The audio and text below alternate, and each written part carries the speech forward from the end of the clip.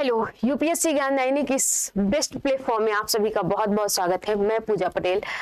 अब हम लोग जो गुप्त वंश पढ़ रहे थे, तो गुप्त वंश के बारे में हम लोगों ने गुप्त वंश के संस्थापक के बारे में, फिर उसके बाद चंद्रगुप्त प्रथम और समुद्रगुप्त के बारे में हम लोगों ने बहुत ही डिटेल से बात की है, बहुत ही अच्छे से जाना है उनके बारे में।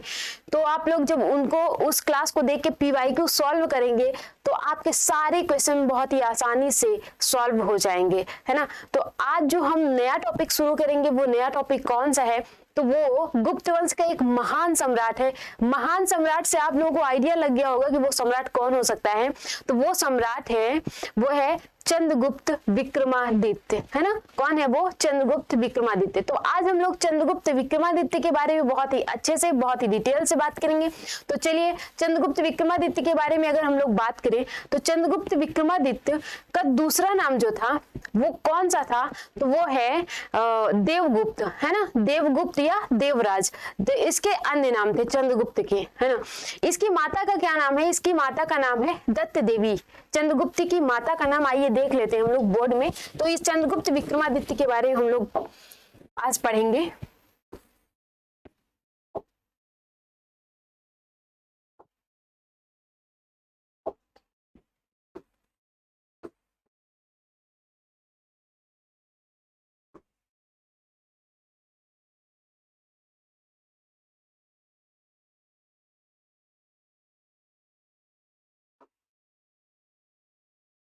चंद्रगुप्त विक्रमादित्य, इसका दूसरा नाम क्या था? इसका दूसरा नाम था देवराज।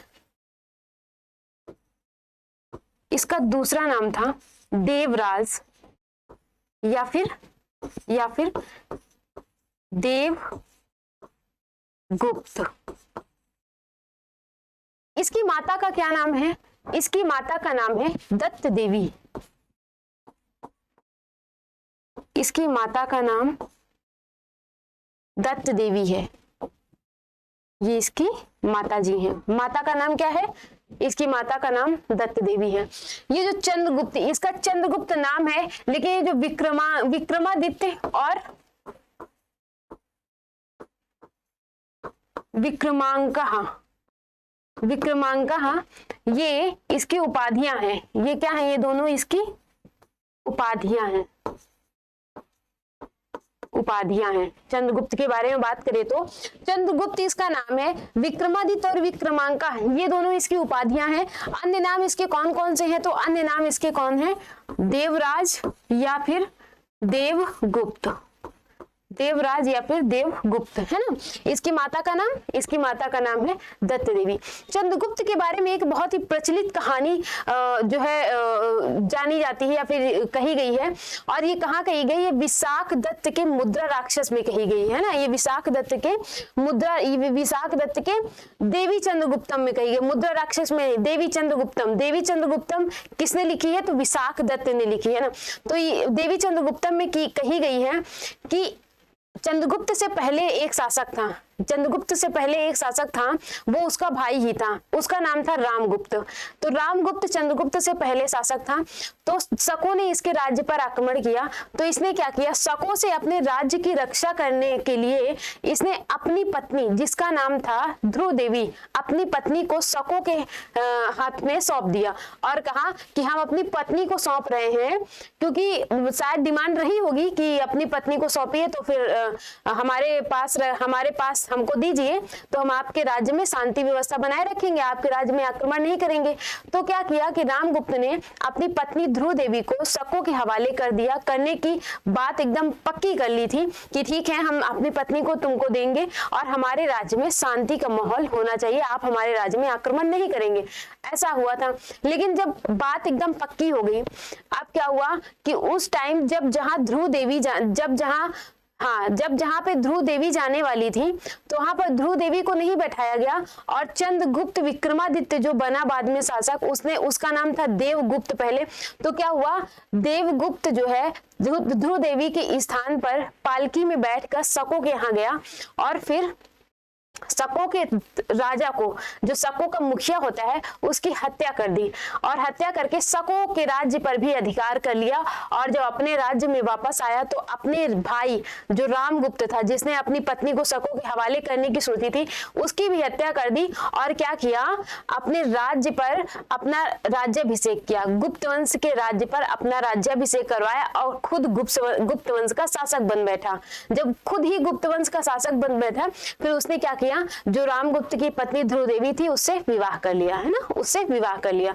तो ये है कहानी इसके राज्य की, कि इसने कैसे राज्य ग्रहण किया था, है ना, कैसे राज्य ग्रहण किया था। तो वो उसने अपने भाई रामगुप्त की हत्या की, और हत्या भी कोई जस्ट ठीक ही था। अगर कोई अपने राज्य की, अपनी पत्नी की सुरक्षा नहीं कर सकता तो वो राज्य की ही क्या ही सुरक्षा करेगा, है ना। तो इसीलिए तो उसने अपने भाई की हत्या कर दी और राज्याभिषेक करवाया और कहा गुप्त वंश का महान सम्राट बना जाके। वो कौन? चंद्रगुप्त विक्रमादित्य। चंद्रगुप्त विक्रमादित्य एक दिन महान सम्राट बना। चंद्रगुप्त विक्रमादित्य ने राज्य का विस्तार कैसे किया? तो चंद्रगुप्त विक्रमादित्य ने राज्य का विस्तार विजयों के द्वारा किया, और दूसरा जो पक्ष था उसकी राज्य विस्तार का, वो था विवाह। उसने विवाह के द्वारा भी राज्य का विस्तार किया। तो चलिए जानते हैं कि इसने विवाह संबंध किस किस राज्य से बनाए हैं, किस किस वंश से बनाए हैं। तो चलिए,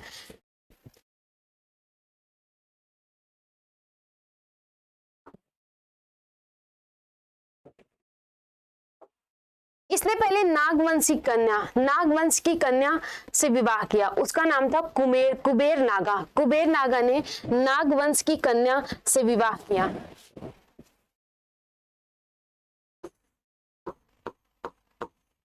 नागवंश, जिसका इस वंश का जो केंद्र था, इस वंश का जो राज्य का अधिग्रहण क्षेत्र था वो था मथुरा, अहिच्छिंद्र, ये सारे उसके इस राज्य के अधिग्रहण क्षेत्र थे नागवंश के।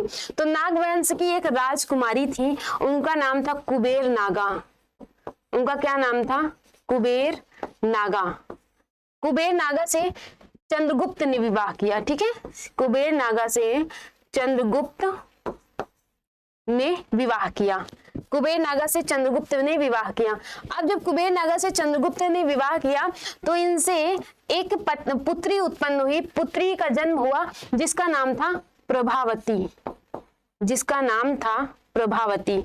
इस प्रभावती, जो ये पुत्री उत्पन्न हुई थी, तो प्रभावती का विवाह कौन से किस शासक से किया? तो प्रभावती का विवाह वाकाटक वंश के शासक से किया था, जिसका नाम था रुद्र सिंह, है ना, जिसका नाम क्या था? रुद्र सिंह। रुद्र सिंह ये किस वंश का था? ये वाकाटक वंश का था। वाकाटक वंश का एक राजकुमार था जिस रुद्र सिंह, और उसी से अपनी पुत्री प्रभावती का विवाह किया था। प्रभावती का विवाह किया था और इसने वाकाटक वंश से वैवाहिक संबंध बना करके इसने शकों का उन्मूलन किया था। इन दोनों ने मिल करके शकों का उन्मूलन किया था, है ना, शकों का उन्मूलन किया था। अब आगे किस वंश से विवाह होता है? तो आगे इसने कदम्ब वंश से वैवाहिक संबंध बनाए और इसने अपने पुत्र का विवाह किया था। यहाँ की राजकुमारी से अपने पुत्र का विवाह किया था। तो किस वंश का? आइए हम लोग जान लेते हैं कि कदम्ब वंश से किस राजा, कदम्ब वंश से कहाँ विवाह हुआ था? आगे यहाँ नोट करते हैं हम लोग, कदम्ब वंश है। कदम्ब वंश से वैवाहिक संबंध बनाया और कदम्ब वंश से इसका जो पुत्र था कुमारगुप्त किसका पुत्र था? तो ये कुमारगुप्त चंद्रगुप्त विक्रमादित्य का पुत्र था। कुमारगुप्त, इसने कदम्ब वंश की राजकुमारी से विवाह संबंध स्थापित किया था। अपने पुत्र का विवाह कदम्ब वंश की राजकुमारी के साथ किया था। किस वंश से? कदम्ब वंश से, है ना। तो कुमारगुप्त किसका पुत्र था? चंद्रगुप्त विक्रमादित्य का, ठीक है। ये वाकाटक वंश हमने पिछली क्लास में बताया है। वाकाटक वंश का जो है संस्थापक कौन था? बहुत ही इंपॉर्टेंट है, इसलिए हमने ये बार बार ये टॉपिक क्लिक कराते हैं माइंड में ताकि ये चीजें आपको भूले नहीं।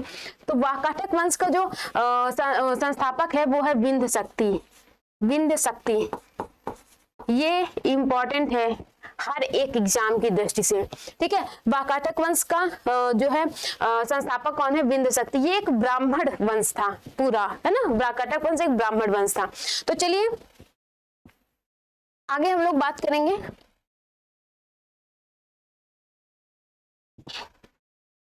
ये चंद्रगुप्त विक्रमादित्य की जो विजय है ना, विजय का अभिलेख जो है एक दिल्ली, कहा जाता है कि दक्षिणी दिल्ली में, है ना, कहा जाता है कि दक्षिणी दिल्ली में एक स्तंभ प्राप्त किया गया था। वो था लौह स्तंभ, वो था लौह स्तंभ। और वो लौह स्तंभ कहाँ? तो दक्षिणी दिल्ली में मेहरौली नामक स्थान पर, है ना, दक्षिणी दिल्ली, दक्षिणी दिल्ली। इस टाइम पे मेहरौली तो बहुत ही चर्चित है, मेहरौली बहुत ही ज्यादा चर्चित क्षेत्र बन गया है। तो दक्षिणी दिल्ली में कौन सा स्थान है? मेहरौली, मेहरौली है। और यहाँ पे एक चंद्र शासक, ऐसे चंद्र, है ना, उसमें निशान बना था चंद्र और उसमें लिखा भी था। तो चंद्र शासक की विजयों का उल्लेख है, कि विजयों का उल्लेख है, उल्लेख है।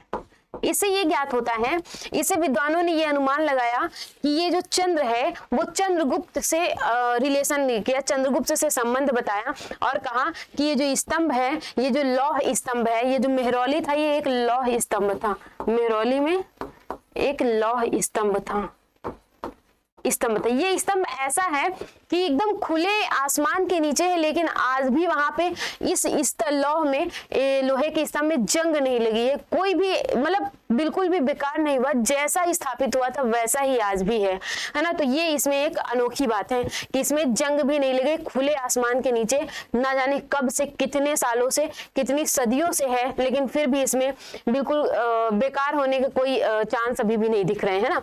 तो यही इसकी खास बात है। तो लौह स्तंभ कहाँ पर है? मेहरौली में है। और मेहरौली में कहाँ? दक्षिणी दिल्ली में पड़ता है। ठीक है, तो यहाँ पे चंद्र शासक के उल्लेख किस लिए हुआ है? क्योंकि यहाँ पे चंद्र शासक से संबंधित विजयों का उल्लेख इस स्तंभ में पाया गया है। तो ये अनुमान लगाया गया है कि ये जो चंद्र शासक है ये कौन हो सकता है? ये चंद्रगुप्त विक्रमादित्य ही हो सकता है ना, चंद्रगुप्त विक्रमादित्य हो सकता है। इसके शासनकाल में कहा जाता है कि 9 विद्वानों की मंडली थी, है ना, 9 विद्वानों की मंडली थी जो बहुत ही ज्यादा इंपॉर्टेंट है। 9 विद्वानों की मंडली थी, इसके शासनकाल में निवास करती थी। और उस मंडली को क्या कहा जाता था? उस मंडली को कहा जाता था नवरत्न, है ना। इसके शासनकाल में नवरत्न, नवरत्न विद्यमान थे, नवरत्न विद्यमान थे, है ना। वो नवरत्न 9 विद्वानों की मंडली थी। वो विद्वान इसके दरबार को सुशोभित करते थे। और वो विद्वान इसके कौन से दरबार को सुशोभित करते थे? तो ये विद्वान उसके चंद्रगुप्त विक्रमादित्य के द्वितीय दरबार यानी कि उज्जैन दरबार को ये सुशोभित करते थे। इसकी राजधानी कौन सी थी? पहली पाटलिपुत्र थी और जो दूसरी थी तो वो उज्जैन थी। ठीक है, उज्जैन। तो पहले थे कालिदास जी, कालिदास जी इसके 9 रत्नों में से आते हैं जिन्होंने बहुत सारी रचनाएं की हैं, बहुत ही ज्यादा एक महान कवि माने जाते हैं कालिदास जी। कालिदास जी धन्वंतरी,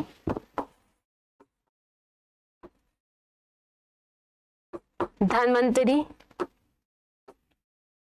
धन्वंतरी माने जाते हैं। घट कर्पण माने जाते हैं। कौन माना जाता है? घट कर्पण, घट कर्पण, घट कर्पण, वर रुचि, घट कर्पण, वर रुचि। इसके जो ये हैं विद्वान कालिदास जी, धन्वंतरी, घट कर्पण, वर रुचि। आगे छपड़क, बेताल भट्ट, छपड़क और बेताल भट्ट माने जाते हैं। छपड़क और बेताल भट्ट माने जाते हैं, है ना। और अमर सिंह, वराहमिहिर, वराहमिहिर, वराहमिहिर। ये इसके अभी 8वें। धन्वंतरी, घट कर्पण, वर रुचि, और अमर सिंह, वाराहमिहिर, कालिदास जी, धन्वंतरी, घटकर्पण, वररुचि, छपड़क, बेताल भट्ट, अमर सिंह, वाराहमिहिर, और नवे थे शंकु। नवे कौन से थे? वो थे शंकु। तो जरूरी नहीं कि आप इन सबों का नाम याद रखिएगा, बिल्कुल जरूरी नहीं कि सबका नाम याद रखिए, बस कालिदास जी का, धन्वंतरी जो इनके यहाँ चिकित्सक थे, महान चिकित्सक थे ये, वाराहमिहिर जो जिन्होंने इस काल के बारे में बहुत ही चीजों में अपने नाटक लिखे हैं, अपनी कविताएं लिखी हैं और अपने लेख लिखे हैं, ये इंपॉर्टेंट है यहाँ के। अमर सिंह, बेताल भट्ट तो आपकी एक कहानी से ही आप ज्वाइन कर लेंगे। वो बेताल भट्ट एक कहानी नहीं थी, जब वो विक्रमादित्य बेताल भट्ट को अपने पीठ पे घुमाते और कोई राज जानते थे, तो आप लोग इसको इससे रिलेट कर लीजिएगा। तो ये आपके बाकी आप लोग शंकु को याद रखिए या ना याद रखिए, लेकिन कालिदास जी, धन्वंतरी, वाराहमिहिर, अमर सिंह, झपड़क, इन ये इतने चार इतने इंपॉर्टेंट हैं कि आप लोग इनको जरूर याद रखिए, क्योंकि एग्जाम में यहाँ से आ जाता है क्वेश्चन। तो अगर इतने चार भी आपको याद हुए ना, तो आप लोग को रिलेट करके आप लोग सही कर लेंगे, ठीक है। तो आप लोग जो मेन है आप लोगों को याद रखिएगा, बाकी सारे याद करने की जरूरत आपको नहीं है। ओके, इसके काल में जो सिक्के चलाए गए थे, इसके काल में सिक्के चलाए गए थे, तो इसके काल में सिक्के रजत यानी कि चांदी, सोना और तांबा, ये तीनों ही सिक्के चलाए गए थे इसके काल में। रजत, स्वर्ण और ताम्र, रजत, स्वर्ण और ताम्र, ये तीनों ही सिक्के इसके काल में चलाए गए थे। तीनों ही सिक्के इसके काल में चलाए गए थे। स्वर्ण सिक्कों को क्या बोला जाता था? दीनार। स्वर्ण सिक्कों को क्या बोला जाता था? दीनार बोला जाता था। और रजत को रुपयक, रुपयक, ऐसे रुपयक बोला जाता था। रजत को रुपयक बोला जाता था और स्वर्ण सिक्के को दीनार बोला जाता था, है ना, दीनार बोला जाता था। ये कितने ग्रेन का होता था? स्वर्ण जो सिक्का होता था ये कितने ग्रेन का होता था? 133 ग्रेन का होता था। ये 133 ग्रेन का होता था उस टाइम पे, है ना। कितने ग्रेन का होता था? 133 ग्रेन का। तो तब होता था जब कौन कुषाण ने चलाया था, ये 21 ग्रेन का होता था। सॉरी, ये 133 ग्रेन का नहीं होता था, बल्कि ये 144 ग्रेन का होता था। 144 ग्रेन का, 144 ग्रेन का होता था। और ये जो रजत था ये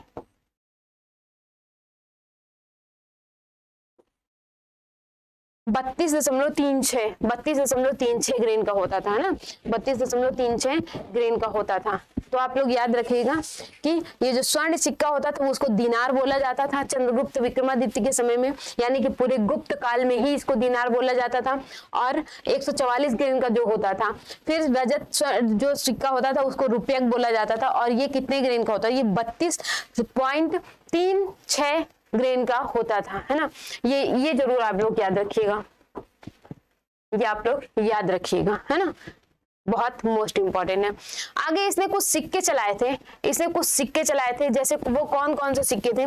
तो वो सिक्के थे छत्रधारी प्रकार के सिक्के।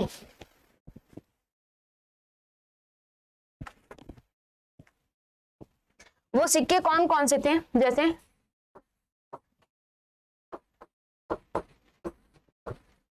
छत्रधारी प्रकार के सिक्के, छत्रधारी प्रकार के सिक्के, फिर धनुर्धारी प्रकार के सिक्के, पर्यक प्रकार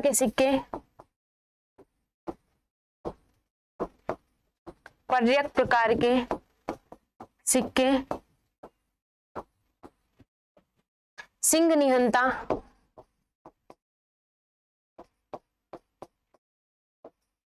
सिंह निहंता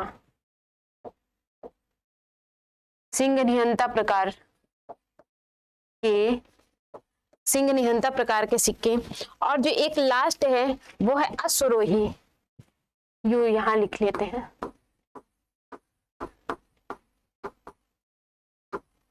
अश्वरोही प्रकार, अश्वरोही प्रकार के सिक्के। इसने टोटल 5 सिक्कों को चलाया था। वो कौन कौन से सिक्के हैं?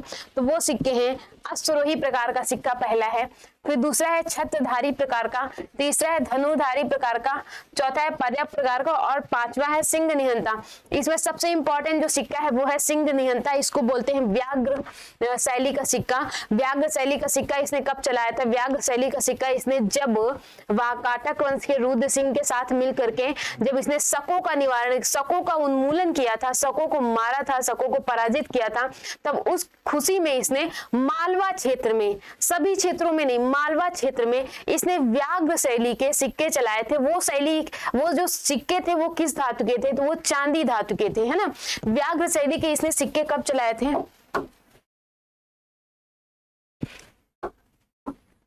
व्याघ्र, बस यही एक मोस्ट इंपॉर्टेंट हो जाता है। आपके ये सब कहीं भी नहीं पूछता है एग्जाम में। सबसे इंपॉर्टेंट सिक्का एक यही है, पांचों में से एक यही है, व्याघ्र शैली के सिक्के। व्याघ्र शैली के सिक्के आपके एग्जाम में एकदम सीधे तौर पर पूछा जाता है कि व्याघ्र शैली के सिक्के कब चलाए गए थे? तो व्याघ्र शैली के सिक्के जब उसने शकों का उन्मूलन किया था वाकाटकों के साथ मिल करके चंद्रगुप्त विक्रमादित्य ने, तभी व्याघ्र शैली के सिक्के चलाए गए थे। और ये किस धातु के बने हुए होते थे? तो ये रजत सिक्के होते थे। रजत मतलब चांदी धातु के। तो ये रजत सिक्के होते थे। किस क्षेत्र में चलाए गए थे? तो ये मालवा क्षेत्र में। कहाँ? मालवा क्षेत्र में अधिकतर चलाए गए थे।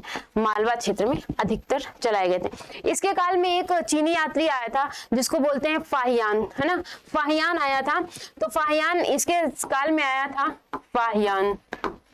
फाहियान ये एक चीनी यात्री था।